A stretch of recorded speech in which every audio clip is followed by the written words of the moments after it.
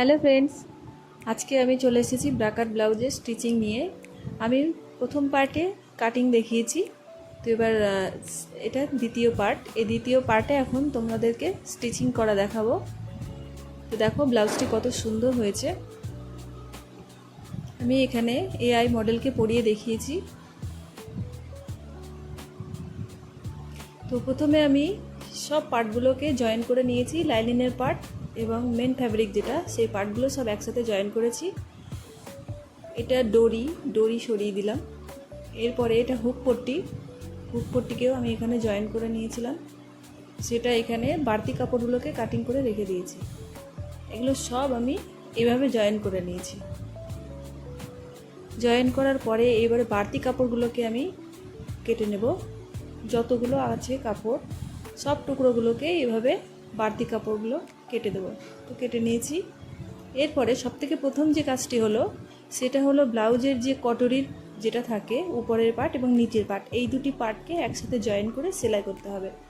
তো আমি এখানে কাটিং করিনি পুরোপুরি, তোমরা ফার্স্ট পার্টে দেখে নিও। তো এইভাবে সেলাই করে নেব। সেলাই করার পরে নিচের কটরির যে ভাগটা সেটাকে এইভাবে মাঝামাঝি থেকে ভাঁজ করে নেব। ভাঁজ করে নিয়ে এখানে 1 ইঞ্চি, নিচের দিকে 1 ইঞ্চি এইভাবে মার্ক করে স্কেল দিয়ে দাগ টেনে নিতে পারো, বা যারা নতুন তারা এইভাবে মার্ক করে নিয়ে তারপরে স্টিচিং করতে পারো। না হলে প্রবলেম হয়, অনেক সময় নতুন যারা তাদের ভীষণই সমস্যা হয় উপরের কটরি নিচের কটরি সেলাই করার সময়। তো আমার ফার্স্ট পার্টটা দেখে নিলে পরে, কাটিংয়ের পার্টটা দেখে নিলে তোমরা বুঝতে পারবে যে কীভাবে কাটিং করতে হয়। তো এইভাবে এরপর দিয়ে আর একবার সেলাই করে দেবো, তাহলে কটরিটার শেপটা খুব সুন্দর আসবে, এভাবে চোখা চোখা হবে না। দেখো এবার কত সুন্দর হয়েছে। তো আমি দুটো পার্টই এভাবে তৈরি করে নিয়েছি। এরপরে এস পার্টের সাথে জয়েন দেব। তো এস পার্টের সাথে এইভাবে কটরিটিকে বসিয়ে নিয়ে দেখে নেব কাপড় দুদিকেই ঠিক আছে কিনা। তো এখানে একদম ঠিক আছে। তো আমি এখানে সেলাই করে নিয়েছি।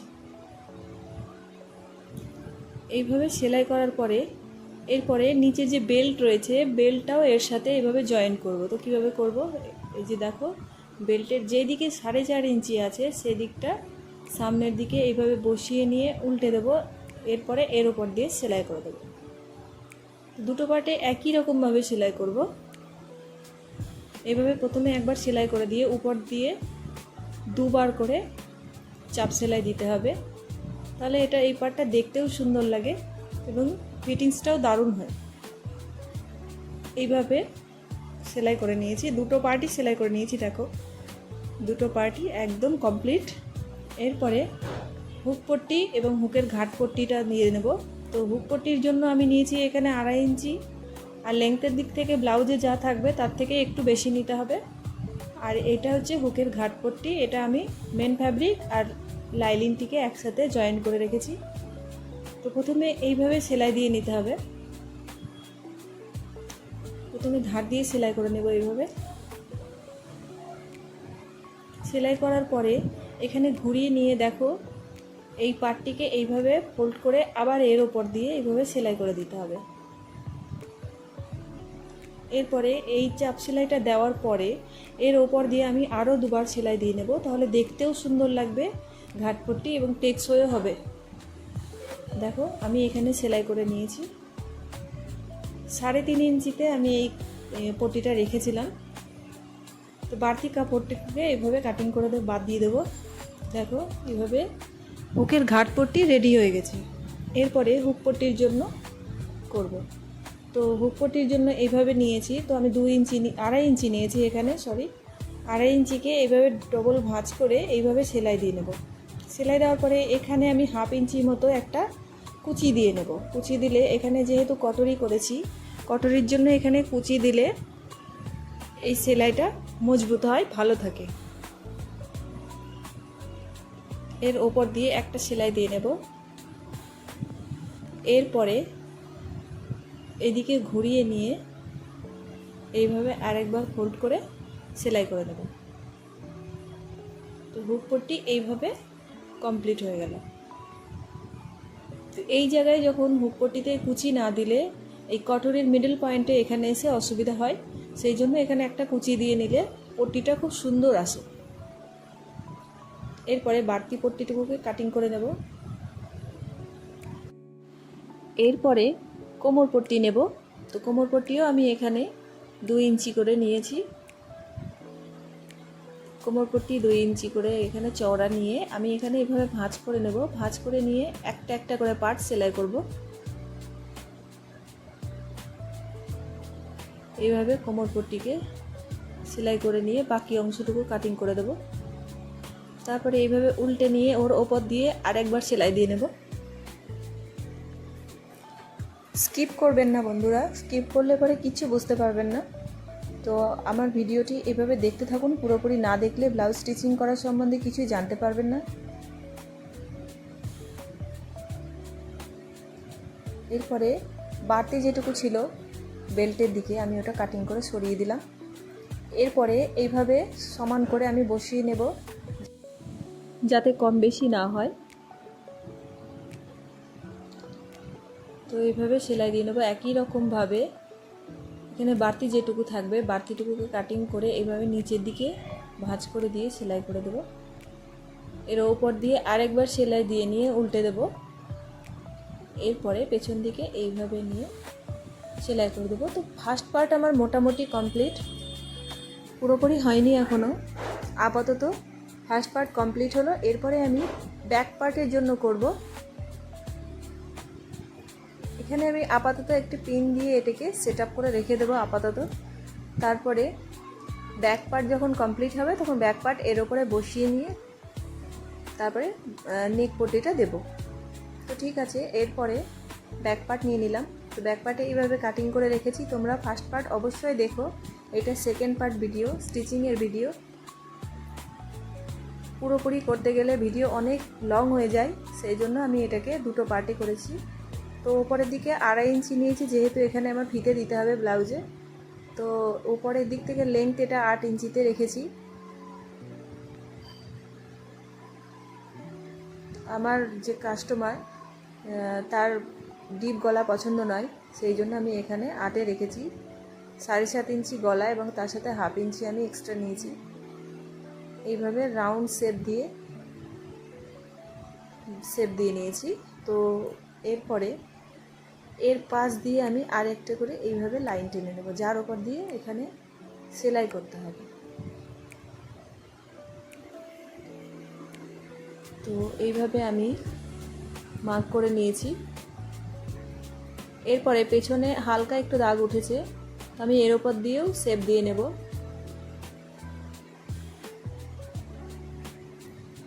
ব্লাউজটিকে এইভাবে বসিয়ে নিয়ে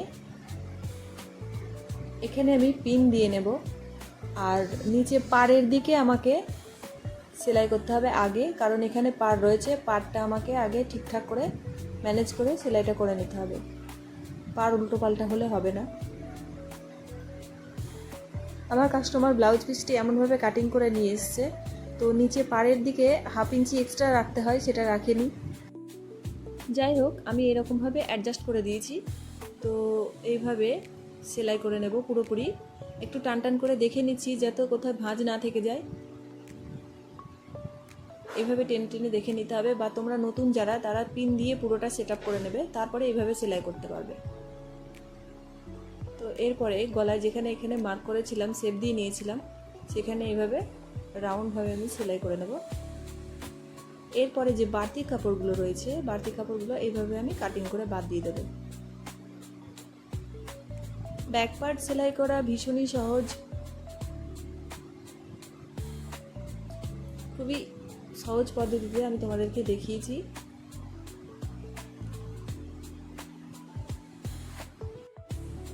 এরপরে পেছন পার্টকে এইভাবে ভাঁজ করে নিয়ে কোমরের মাপ যা থাকবে তার অর্ধেক এখানে আমি দাগ দিয়ে নেব। অর্থাৎ এখানে আমার কোমর রয়েছে 30, তো 30-এর 4 ভাগ যেটা হয় সেটা আমি করেছি এখানে।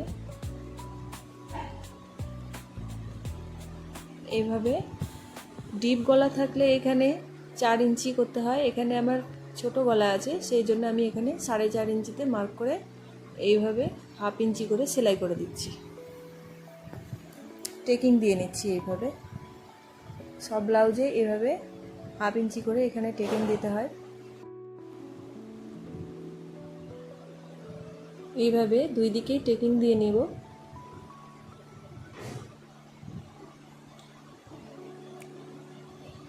এরপরে কোমরপট্টি দিয়ে নেব।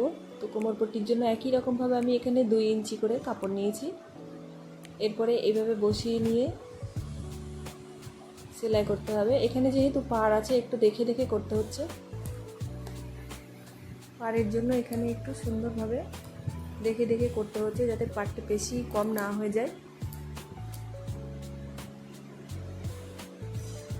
এর ওপর দিয়ে আরেকবার সেলাই দিয়ে নেব।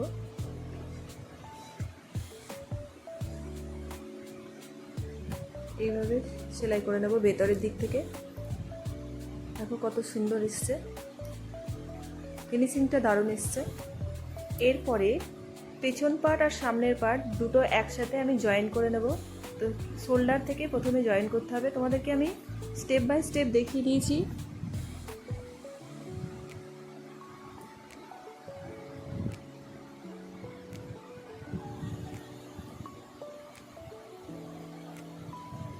তো বন্ধুরা, আমার ভিডিও কেমন লাগলো তোমরা জানাও, কমেন্ট করো, শেয়ার করো বেশি বেশি করে। তোমরা যত কমেন্ট করবে, লাইক করবে, তত ভালো লাগে, কাজ করতে এনার্জি পাই। আর এরপরে যদি তোমাদের কিছু জানার ইচ্ছে থাকে আমাকে কমেন্ট করে অবশ্যই অবশ্যই জানিও। এখানে শোল্ডার যখন জয়েন করব তখন একটু মানে ভেতরের দিক থেকে সেলাই করতে হবে, তাহলে ঘাড় থেকে খুলে পড়ে যাবে না। অবশ্যই এখানে ফিতে আছে, তোমাদের কোনো অসুবিধা হবে না। ফিতে থাকলে ঘাড় থেকে পড়ে যাওয়ার কোনো অসুবিধা হয় না। তো এইভাবে আমি কোমরের দিকটা একটু করে সেলাই করে রেখে দিলাম নিজের সুবিধার জন্য।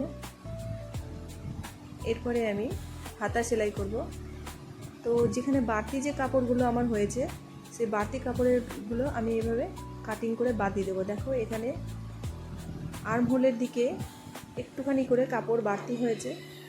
তো আগে আমাকে হাতা দেখে নিতে হবে, হাতার ফ্রন্ট পার্টে কোন দিকটা করেছি। দুটো হাতায় একবার চেক করে নিতে হবে। চেক করে নিয়ে তারপরে আমাকে দেখতে হবে কোন হাতা কোন দিকে লাগাতে হবে। তো এটা ডান দিকের হাতা, অর্থাৎ মানে ব্লাউজটির বাঁ দিকের হাতা এটা। তো আমি প্রথমে বাড়তি কাপড়গুলোকে এইভাবে ছেটে নেব।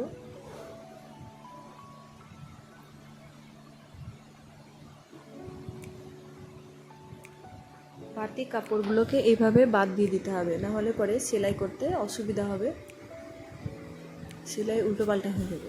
এরপরে এইভাবে আমি হাতাটির মিডল পয়েন্ট বের করে এবং যে শোল্ডার যেখানে আমি জয়েন করেছি সেখান থেকে এইভাবে মিডল পয়েন্ট থেকে আমি সেলাই করব। অন্যরকমভাবেও হাতা সেলাই করা যায়, কিন্তু এইভাবে সুবিধা হয়। অনেক সময় কাস্টমার রোগা মোটা বা যাই হোক কিছু একটা হয়ে যাওয়ার পরে তখন এসে আবার তারা হাতা খুলতে চায় বা ফিটিংসটা একটু কম বেশি করে দিতে বলে, তখন একটু সমস্যা হয়ে যায়, পুরো হাতা খুলতে হয়। আর এইভাবে করলে তখন হাতা না খুলে অন্যরকমভাবেও করা যায়। তো আমি এখানে সহজ পদ্ধতিতে করেছি, তোমরা চাইলে আমি অন্যভাবেও দেখে দিতে পারবো, সেটা কমেন্ট করে অবশ্যই জানিয়ে দিও। হাতা দুরকমভাবে করা যায়, এটা ইজি পদ্ধতি, সেজন্য আমি এই পদ্ধতিতেই করেছি। তো হাতা এখানে সেলাই করা হয়ে গেছে। এরপরে ব্লাউজের ফ্রন্টের দিকে আমি ফ্রন্ট যেটা থাকবে ওখানে আমাকে একটা সেলাই দিয়ে নিতে হবে। এইভাবে ফ্রন্টে সেলাই করে নেব। তো এখানে বাড়তি কাপড় যেটুকু রয়েছে বাড়তি কাপড়গুলোকে আমি কাটিং করে বাদ দিয়ে দেবো। এখানে যত কম কাপড় থাকবে তত ভালো, তাহলে পেছন দিকে যখন ফিটিংস করব তখন ওটা খুব সুন্দরভাবে ফিটিংসটা হয়। এরপরে দুটো হাতায় আমি বসিয়ে নিয়েছি, আর এখানে লটকন বসাতে হবে। তো লটকনের জন্য এখানে আমি 2 ইঞ্চিতে মার্ক করলাম দুই দিকেই। এরপরে লটকনটা দড়িটা এভাবে বসিয়ে নেব। দেখো লটকন আগে থেকেই তৈরি করে নিয়েছি, আমার আরও ভিডিও রয়েছে লটকন বানানোর, তোমরা চাইলে দেখে নিতে পারো। আবার তোমরা বললে আমি কমেন্টে ডেসক্রিপশনে তোমাদের লিঙ্কটা দিয়ে দিতে পারি, কমেন্টে জানাও তোমরা।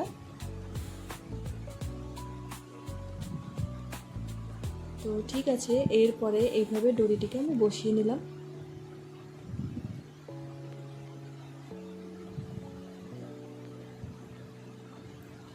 এরপরে পট্টি এখানে 1 থেকে 1.5 ইঞ্চি নিতে হবে। যত কম নেওয়া যায় পট্টি তত ভালো এখানে ফিনিশিং আসবে, কারণ এখানে রাউন্ড শেপ গলা থাকবে। রাউন্ড শেপ গলাতে যত কম পট্টি থাকে ততই শেপটা সুন্দর আসে।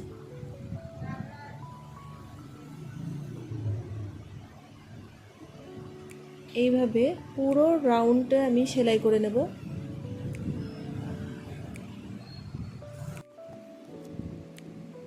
এরপরে নেক পট্টি এইভাবে আমি পুরোপুরি দিয়ে নেব। একটু দেখে শুনে করতে হবে সেলাইটা।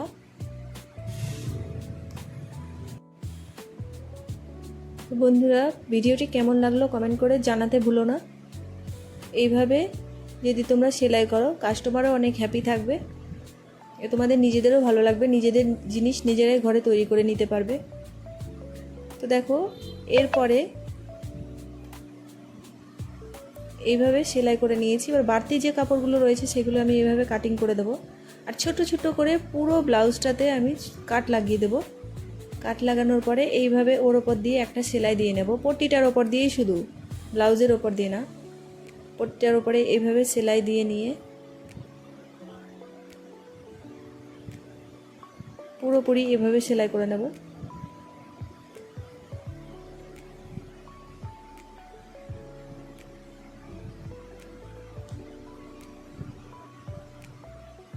এরপরে আমি ভেতরের দিক থেকে এইভাবে ঘুরিয়ে চাপ সেলাই দিয়ে নেব।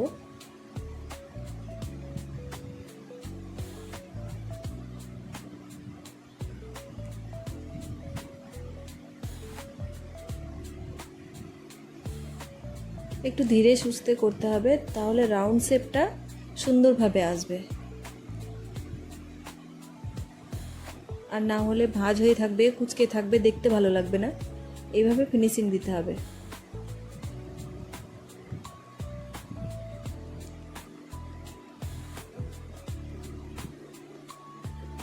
প্রায় তৈরি হয়ে গেছে ব্লাউজটি। তো আমার চ্যানেলে যারা নতুন তারা অবশ্যই সাবস্ক্রাইব করো, সাবস্ক্রাইব করতে ভুলো না, এবং শেয়ার করো বেশি বেশি করে। আরও এরকম নতুন নতুন ভিডিও পেতে হলে কমেন্ট করে আমাকে জানাও।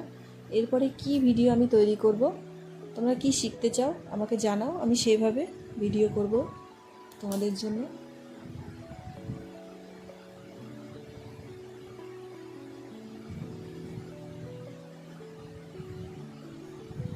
আর তোমরা কোথা থেকে দেখছো আমার ভিডিওটি সেটা কমেন্ট বক্সে অবশ্যই জানিয়ে যাও।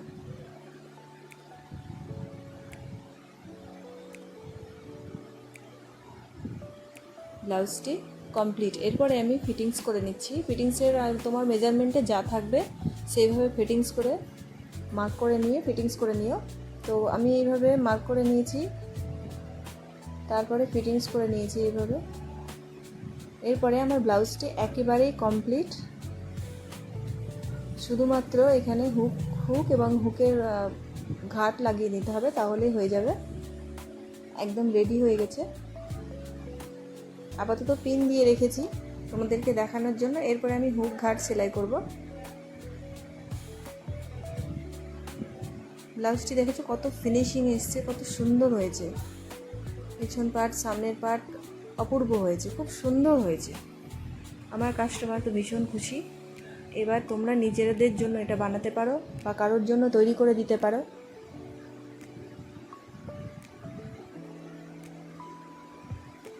আজকের মতো এইটুকুই। Tata, bye bye.